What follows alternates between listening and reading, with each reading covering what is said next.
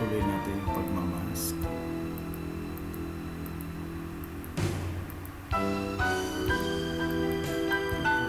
Siya pala si Anton, yung master gardener ko, at siya rin yung pinaka-foreman ko sa mga project. Like, we've been together for 20 years now since I started yung landscaping business.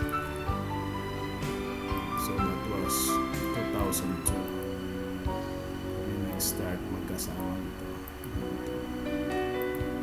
Magaling din siyang mag-propagate ng halaman. He's in charge dun sa garden namin.